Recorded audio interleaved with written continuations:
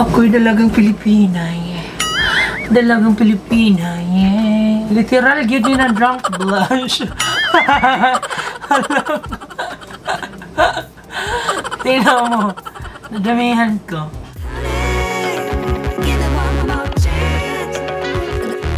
Hi Maringalians! Welcome back to our YouTube channel. And so, today's video, ang gagawin natin ay magsaswatch tayo nitong bagong cosmetics products na pinadala sa akin. It's called Nicara Be Colorful. And they sent me 5 shades of Nicara Liquid Blush. Yan. Liquid Blush Color High Quality. Ayan.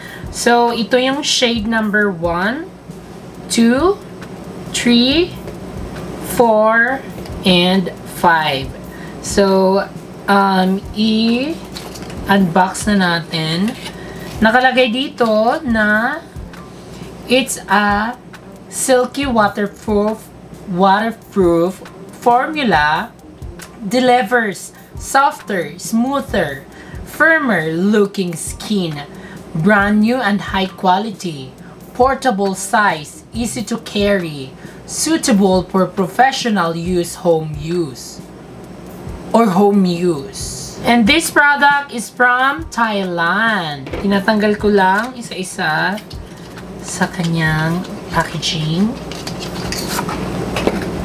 Okay, gagamit lang ako nitong Blair Japan Supreme Crystal White Serum. Kasi, pagka liquid blush ang ginagamit ko, hindi ako nag-foundation.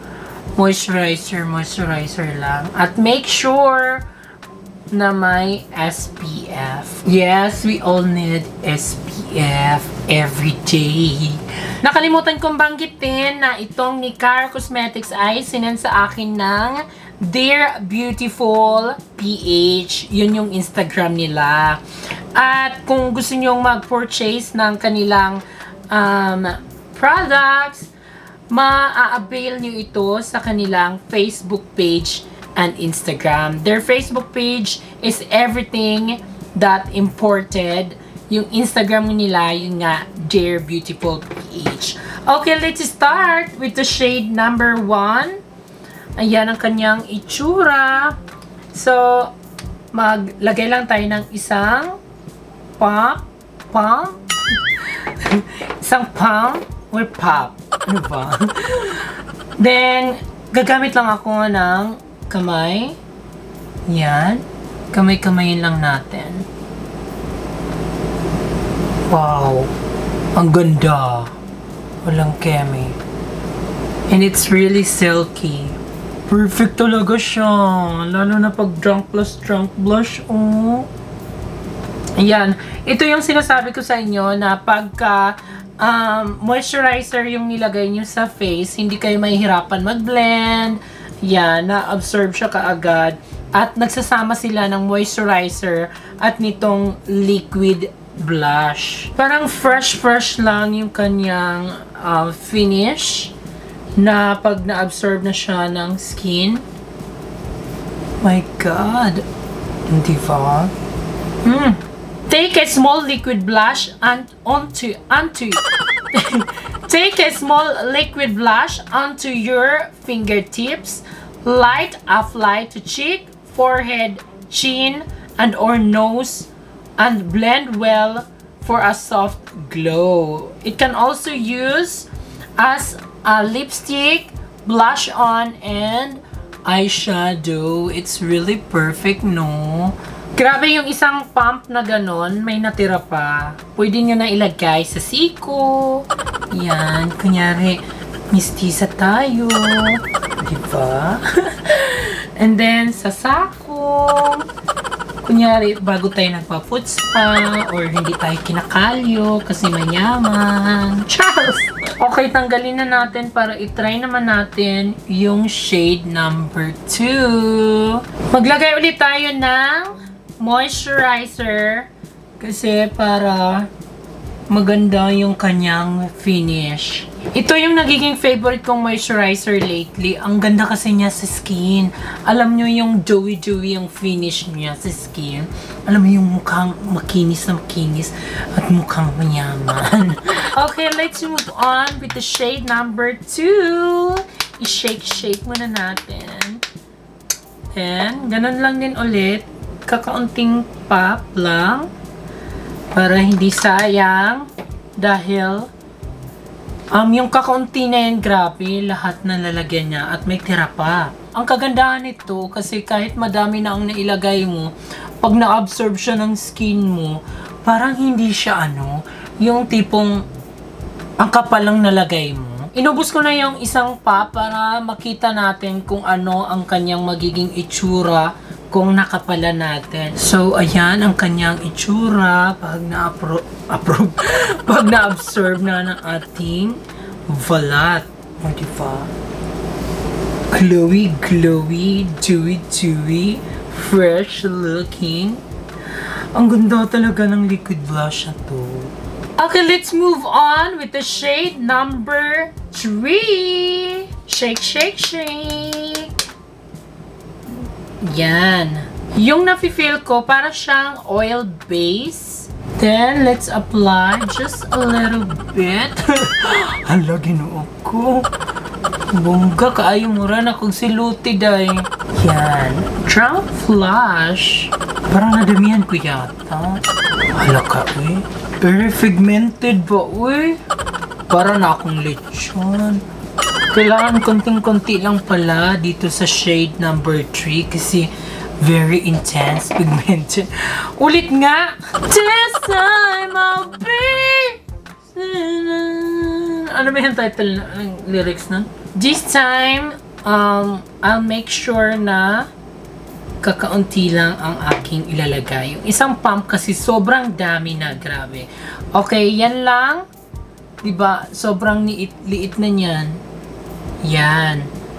And then, dito na din. Oh my God, grabe. And then, itap-tap lang natin ng ganyan para ma-blend siya ng maayos kasi this shade is really intense. And then, yung natira as usual, ilagay natin sa sako kasi para mukha tayong pinanganak na may mga gold na kubyertos. Then, sa siko.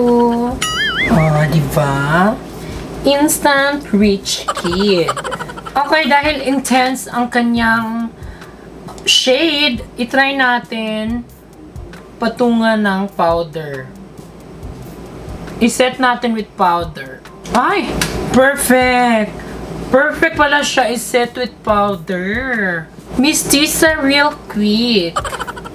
Okay, let's move on with the shade number 4. I-shake-shake muna natin ng maayos. I-try natin kung kaya ba natin i-pump ng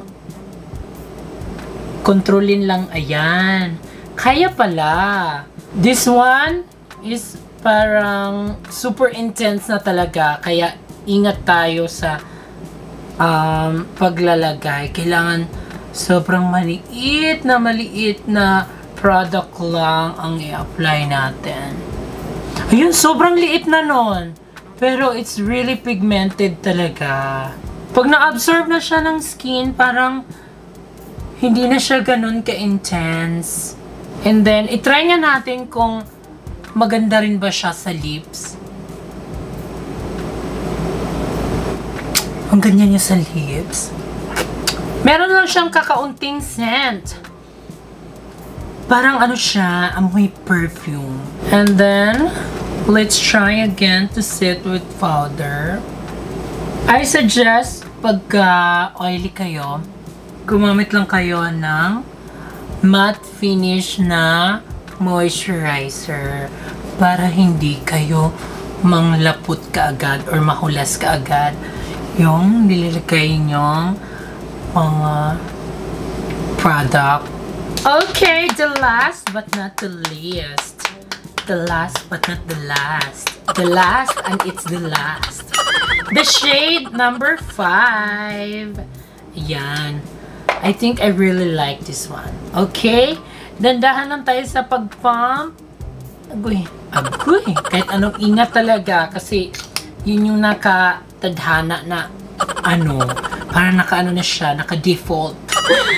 And then, kunting-kunti lang kasi nadamihan na naman natin sa isang pump. Yan. Ay! Perfecto! I like this one. Ako, pag mga normal day lang, like pupunta sa mall, may bibilhin, yan, nagli-liquid blush lang ako at moisturizer.